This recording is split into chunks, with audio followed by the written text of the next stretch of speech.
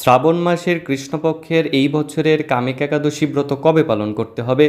20 জুলাই রবিবার নাকি 21 জুলাই সোমবারে ব্রত পালন করতে হবে? তো যে সকল স্থানে 20 জুলাই রবিবার ব্রত পালন করতে হবে সে সকল স্থানগুলো হচ্ছে পূর্ব আফ্রিকার সেশেলসে, যুক্তরাষ্ট্রের নিউ ইয়র্কে, Connecticut, New Jersey, Washington DC, North Carolina, Georgia, Florida, Tennessee, Michigan, Chicago, California, San Francisco, Washington স্টেটে, কানাডার Montreal, Toronto, Ontario, Ottawa, Manitoba, Saskatchewan, Alberta, British Columbia, Mexico, Brazil, Argentina, Chile, Peru, Colombia এবং গায়ানাতে।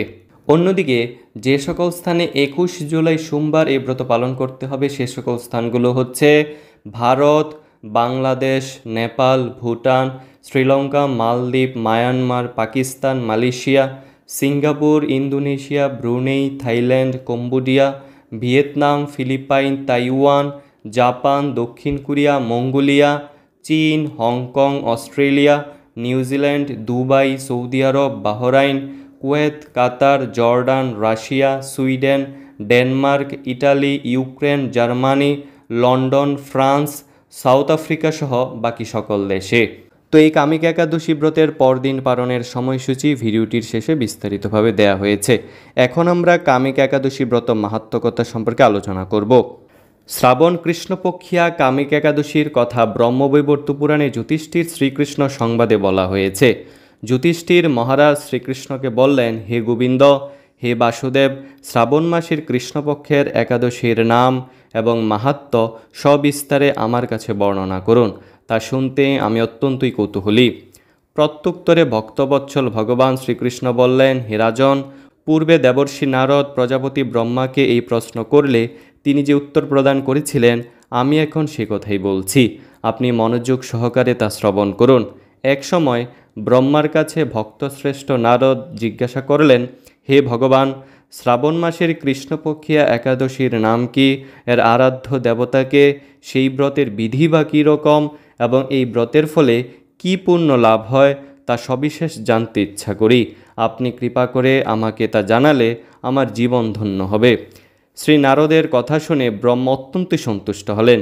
তিনি বললেন, হে বৎস, জগৎজীবের মঙ্গলের জন্য আমি তোমার প্রশ্নের যথাযথ উত্তর দিচ্ছি, তুমি তা শ্রবণ করো। শ্রাবণ মাসের কৃষ্ণপক্ষিয়া একাদশী কামিকা নামে জগতে প্রসিদ্ধা। এই একাদশীর মাহাত্ম্য শ্রবণে বাজপেয় যজ্ঞের ফল লাভ হয়। ভগবান শ্রীহরির পূজা অর্চনা অপরিমিত পূর্ণ ফল প্রদান করে। গঙ্গা, গোদাবরী, কাশী, নৈমিষারণ্য, পুষ্কর ইত্যাদি তীর্থ দর্শনের সমস্ত ফল একমাত্র কৃষ্ণ পূজার মাধ্যমে কোটিগুণ লাভ করা যায়। সাগর ও অরণ্যযুক্ত পৃথিবীদানের ফল, দুগ্ধবতী গাভীদানের ফল অনায়াসে এই ব্রত পালনে লাভ হয়। যারা পাপপূর্ণ সাগরে নিমগ্ন, এই ব্রতই তাদের উদ্ধারের একমাত্র সহজ উপায়। এই রকম পবিত্র পাপনাশক শ্রেষ্ঠ ব্রত আর জগতে নেই। শ্রীহরি স্বয়ং এই মাহাত্ম্য কীর্তন করেছেন। রাত্রি জাগরণ করে যারা এই ব্রত পালন করেন তারা কখনো দুঃখ দুর্দশাগ্রস্ত হন না। এই ব্রত পালনকারী কখনো নিম্নজনী প্রাপ্ত হন না। কেশবপ্রিয়া তুলসীপত্রে যিনি শ্রীহরির পূজা করেন, পদ্মপাতায় জলের মতো তিনি পাপে নিলিপ্ত থাকেন। তুলসীপত্র দিয়ে বিষ্ণু পূজায় ভগবান যেমন সন্তুষ্ট হন, মণিমুক্তাদি মূল্যবান রত্ন মাধ্যমেও তেমন প্রীত হন না। যিনি কেশবকে তুলসী মঞ্জুরি দিয়ে পূজা করেন তার জন্মার্জিত সমস্ত পাপক্ষয় হয়ে যায়।